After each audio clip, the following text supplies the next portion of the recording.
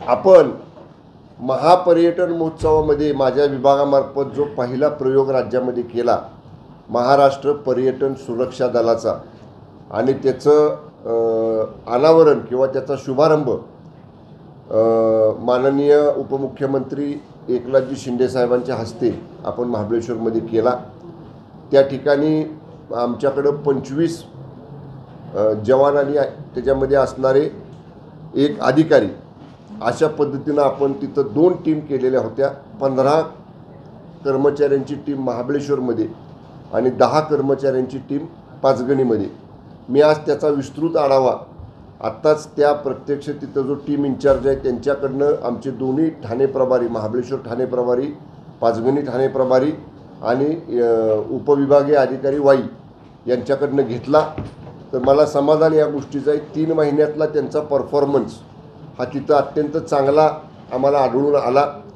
दोन्ही प्रभारी अधिकाऱ्यांनी सांगितलं की या महाराष्ट्र पर्यटन सुरक्षा दलातल्या जवानांचा आणि ह्या टीमचा आम्हाला तिथं उपयोग झाला। विशेषतः जेव्हा गर्दी असते पर्यटक जास्त असतात तेव्हा पर्यटकांना तिथं सुरक्षा देणं वाहतूक सुरळीत करणं आणि एकमेक पर्यटकांच्या काय ह्याच्यामध्ये जर वादविवाद कुठं झाला तर तो जागेवरती सॉल्व करणं।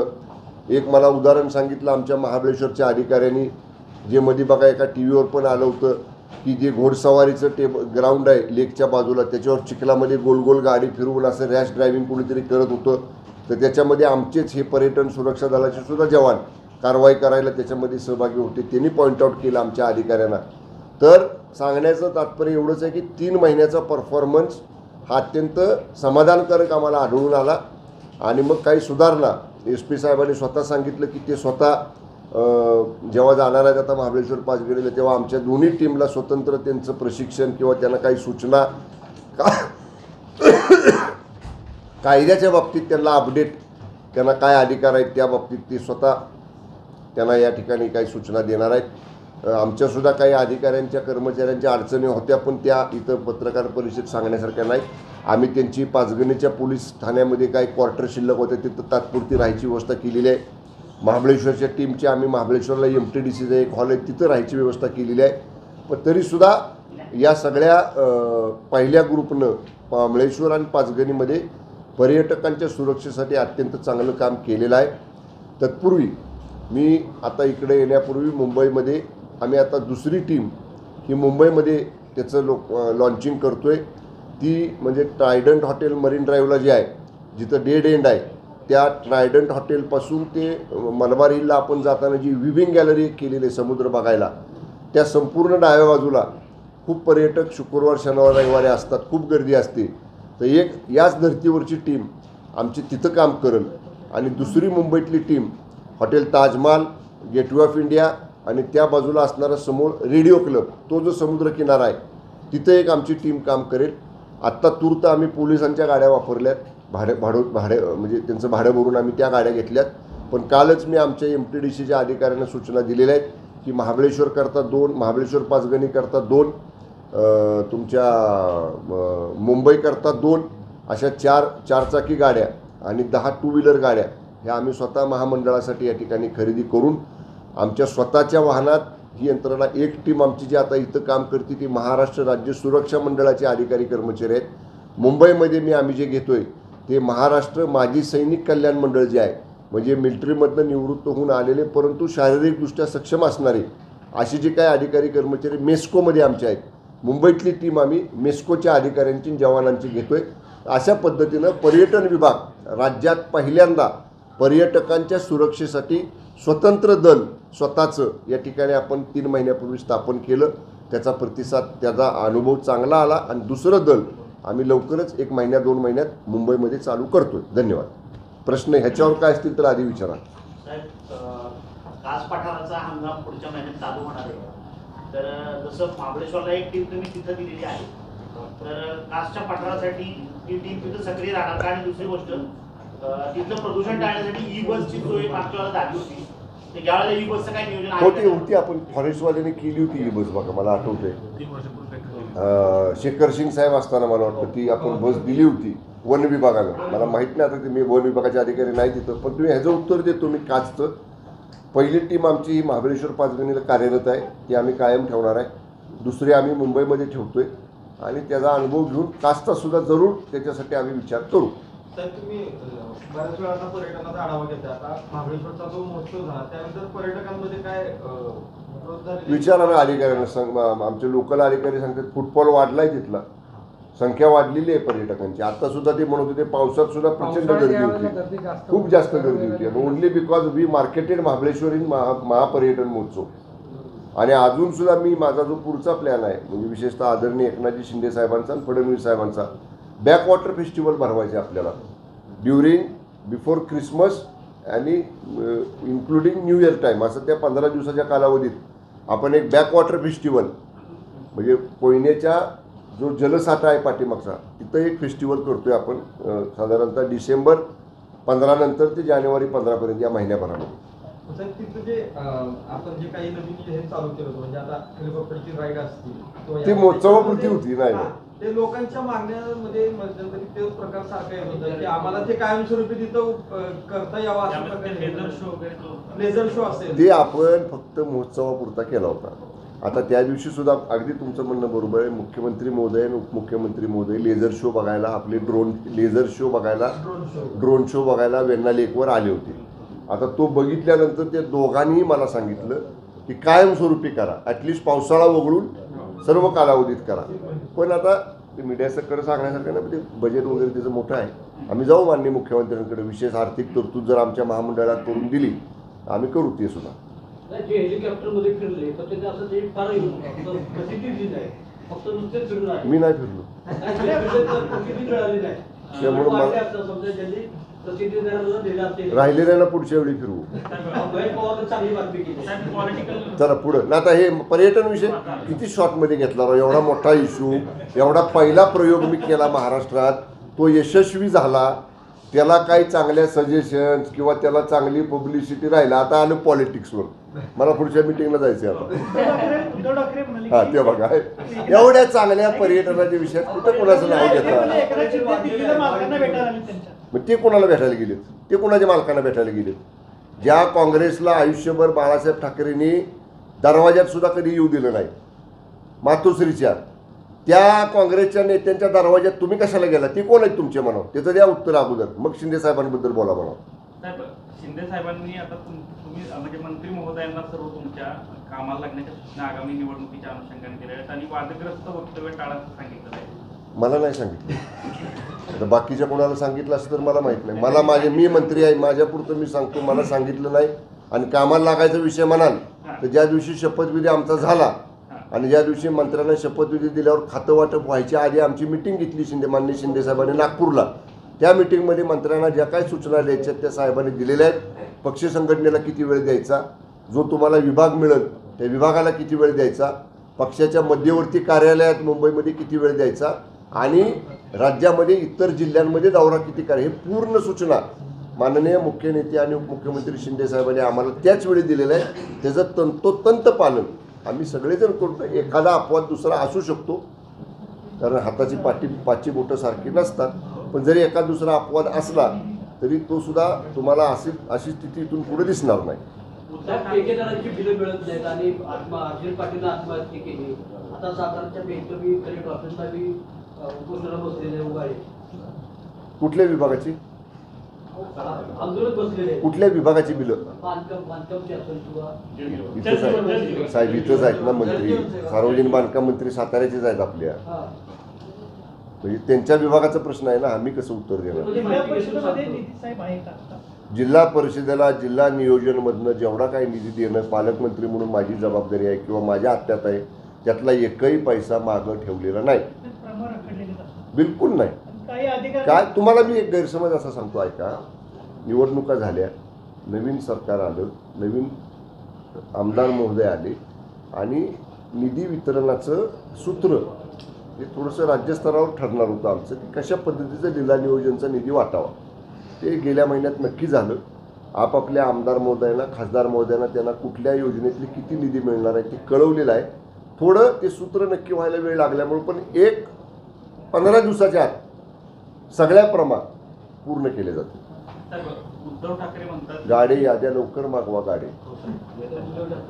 उद्धव ठाकरे म्हणतात युतीचा निर्णय घ्यायला आम्ही थोडे भाऊ खंबीर आहोत, तिसऱ्याने बोलायची गरज नाही. मग महाविकास आघाडी आणि मग हे इंडिया आघाडीचं काय मग आता अशा पद्धतीचा एक सवाल उपस्थित. ते आता ते दिल्लीतच आहेत माननीय उद्धव ठाकरे साहेब, आणि त्यांनी दिल्लीतनंच हे स्टेटमेंट केले.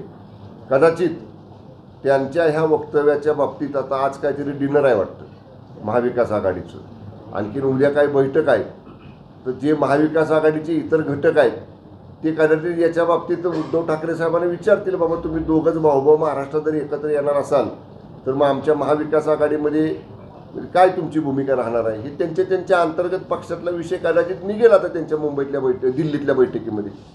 साहेब, उपराष्ट्रपती पदाचा उमेदवार हा महाराष्ट्रीयन असावा अशी काही मागणी आपल्यातर्फे झालेली आहे, आणि तसं काही विचार आहे? आमची भूमिका आदरणीय एकनाथजी शिंदे साहेबांनी काल दिल्लीला गेल्या स्पष्ट केलेली आहे की NDAचा जो निर्णय ठरेल उपराष्ट्रपती पदाच्या उमेदवाराबाबतीत, त्या NDAच्या निर्णयाबरोबर शिवसेना असेल. शिवसेना NDAमधला एक मुख्य घटक पक्ष आहे आणि NDAचे प्रमुख नेते जो निर्णय घेतील त्या निर्णयाबरोबर शिवसेना आहे.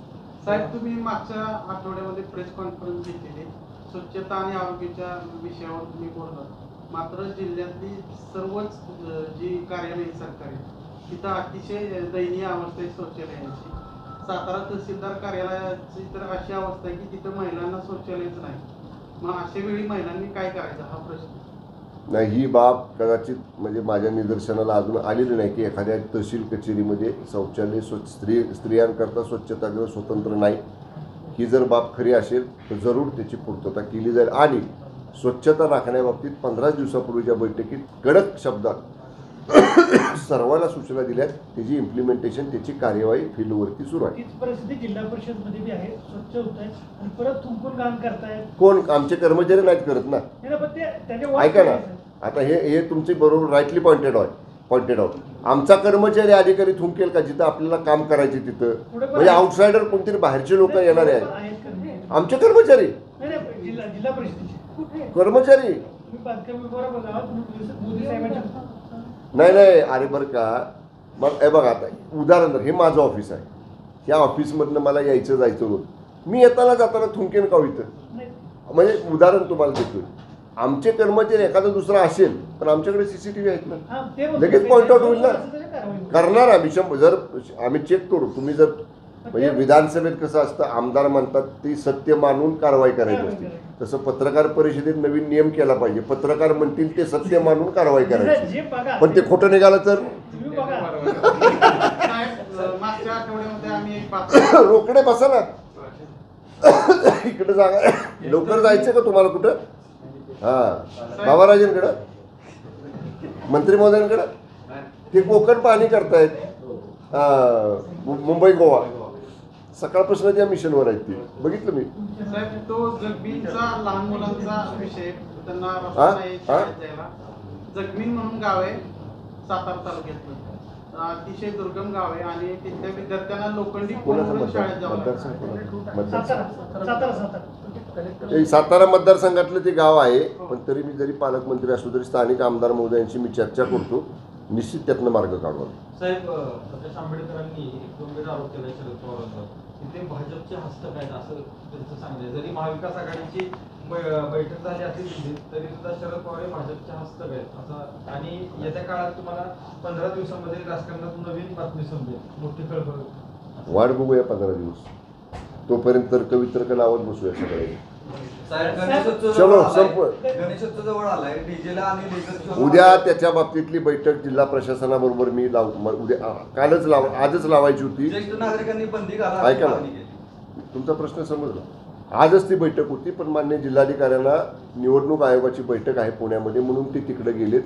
शनिवारी घ्यायची होती बैठक, पण मी आता SP बरोबर आणि सीओनच्या बरोबर बोललो. शनिवारी रक्षाबंधन आहे, तर उद्या मी माझ्या मतदारसंघातला जनता दरबार संपूर्ण आलो की गणेशोत्सवाच्या बाबतीतली बैठक उद्या मी घेतोय. तुम्ही रक्षाबंधन बदलता म्हणून, पण लाडक्या बहिणीसाठी प्रशासन चांगलं काम करतं, म्हणजे राज्य शासन. पण दुसरीकडे आपण शनिवारी बैठक घेतलेली आहे रक्षाबंधन दिवशी अधिकाऱ्यांच्या विषय सुधारले की लाडक्या बहिणीचे उद्या घेतली ना ती परवाची बैठक उद्या झाली. अधिकारी पत्रकारांपर्यंत यायला लागले का सांगायला? शोध घ्यावा लागेल याचा, हे अधिकारी कोण आहेत? परवा बैठक ठेवलेली आहे अधिकाऱ्यांशी आमचे काय बोलले अधिकारी की आमचे सलोख्याचे संबंध आहेत. साहेब तुमचे सर कोण आहे? निलेश मोरे. थांबा ना जरा, मला ते लक्षात आल्यानंतर मी सांगितलं त्या बैठका उद्या ठेवल्यात मी. साहेब दिव्यांगांचा जो आमदारांचा निधी आहे आमदार फंड चला तो दिव्यांगांसाठी नाश्ता सांगा. खर्च होत साहेब, नाही. एक असेल, तुमचे दिव्यांगांसाठी खर्च होत नाही असा दिव्यांगांचा आरोप आहे. त्यासाठी त्यांनी या- आंदोलन वगैरे केलेली आहे. या बाबतीत दिव्यांगांसाठी आमदार निधी देत नाही. ही प्रोसिजर अशी आहे हेडे, जो मंत्री बैठक घेतो त्याची सही घ्यायची नसते. हे थांब, विषय. तू आणलंच, मी दिली सही करून. मी पण आपलं तुझ्या तू आणलं म्हणल्यावर मी दिली. अवैध धंद्यावर कारवाई करावी अशी आहे निलेश ना? मोरेंची हो, मागणी सर. आहे. हा अवैध धंद्यांवर साहेब, कारवाई माझ्या करावी प्रश्नाचं उत्तर अशी आहे. निलेश मी मोरेंची दिव्यांगांचं उत्तर देतो आधी. दिव्यांगांचा जिल्हा नियोजन समितीमधला जो निधी राखीव आहे, व्यक्तिगत लाभाच्या योजना देणं किंवा तुम्ही मगाशी उल्लेख केला तसं दिव्यांगांसाठी काही सरकारी कार्यालयांमध्ये रॅम्प तयार करणं, मध्यंतरी आपण आश्वासित त्यांना केलं होतं की दिव्यांगांना स्वतंत्र स्वच्छतागृह बांधून देणं, या बाबतीतलं निश्चितपणे आपण कारवाई करतोय. गेल्या वर्षीचा निधी पुरेसा त्या ठिकाणी आपल्याला मुदतीत खर्च करता आला नाही, पण आता खूप कालावधी आपल्या हातात आहे. आत्ताशी आपण जुलै संपलाय, यावर्षी सगळा दिव्यांगाचा निधी खर्च होईल असं नियोजन आपण करू. 100% करू. पर्यटनाच्या बाबतीमध्ये जे तुम्ही आता पाऊल उचललंय, जो नवीन आता जो छान आहे, परंतु आपल्या तालुक्यामध्ये कोयनानगर सारखं मोठं धरण आहे, तर भाग्यलक्ष्मी ओळखलं जातं, तिकडे मात्र पर्यटक फिरकत सुद्धा नाही, अशा पद्धतीच्या बातम्या. काय झालंय, फिरकत नाही ती चुकीची माहिती आहे. तुम्ही ओझरड्या धबधब्याचा फुटफॉल काढा, किती लोक असतात ओझरड्या धबधब्याला. आपण रिव्हर्स वॉटरफॉल आहे सडावाकापूरला, तिथला फुटफॉल काढा, किती लोक आहेत. पर्यटक फिरकत नाहीत असं नाही, तिथं सुविधा द्यायला लागतात आपल्याला पर्यटकांना. आणि म्हणून आपण आता ओझरडा धबधब्याच्या लगत असणारं जे नेहरू गार्डन आहे, जे जलसंपदा विभागाच्या मालकीचं आहे, पण जलसंपदा विभाग ते सुस्थितीत हे करू शकले नाहीत, म्हणजे चांगल्या सुविधा अधिक काय त्याला देऊ शकले नाहीत. मान्य जलसंपदा मंत्र्यांना मी विनंती केलेली आहे, मालकी तुमची ठेवा जलसंपदा विभागाची, आणि बांधण वापरान हस्तांतरित करायची BOTची पद्धत होती तशी गव्हर्नमेंट टू गव्हर्नमेंट इरिगेशन डिपार्टमेंटची जागा विकसित करायला पर्यटन विभागाला द्या. आम्ही आमचे पैसे घालतो, अमुक एक वर्षामध्ये आम्ही घातलेले पैसे रिकामे झाले की तुमच्या ताब्यात देतो परत. ही आमची चर्चा सुरू आहे. मीन टाईम त्यांची संमती मिळण्यापूर्वी मी कोयनानगरचा नेहरू गार्डनचा किती कोटीचा प्लॅन आहे, नाही तो 2 टप्प्यात केला ना आपण. कोयना नेहरू पहिला 60 कोटी, 50 का 60 कोटी रुपयाचा प्लॅन. आत्ता जे अस्तित्वात 11 एकर जागा आहे नेहरू गार्डनची, तिथला प्लॅन माझा तयार आहे. माननीय मुख्यमंत्र्यांना दोन्ही उपमुख्यमंत्र्यांना त्याचं सादरीकरण मला करायचं आहे. ते झाल्यानंतर ताबडतोब जर मला NOC मिळाली जलसंपदाची, 1 महिन्यात मी त्याचं टेंडर काढू शकतो. आणि दुसरं सुविधांच्यासाठी हुंबरळीला आमचं रिसॉर्ट आहे, MTDCचं खूप मोठं रिसॉर्ट आहे, आमची स्वतःची जागा आहे. इतकी वर्ष ते पडून होतं, कोणीच तिकडे लक्ष दिलं नाही. कोणाला तरी एका थर्ड पर्सनला ते चालवायला दिलं होतं, तोही चालवत नव्हता. आम्ही त्याच्याकडनं काढून घेतले आणि MTDC स्वतः 10 VIP सूट आणि 10 साधे सूट आणि तिथं डायनिंग, कॅन्टीन, कॅफेटेरिया सगळ्याचं टेंडर काढले. त्याचं वर्क ऑर्डर पण झालेलं आहे, त्याचंही काम चालू करतोय आपण कोयनानगरला, हेळवायला, हुंबरळीला. शिक्षकांच्या पदाची प्रक्रिया सुरू आहे, त्या प्रक्रियेमध्ये सुरुवातीची स्टेप आहे त्याच्यामध्ये कागदपत्रे तपासायला हवी होती. आता शेवटच्या स्टेपला कागदपत्र झाले, संपली पत्रकार परिषद संपली.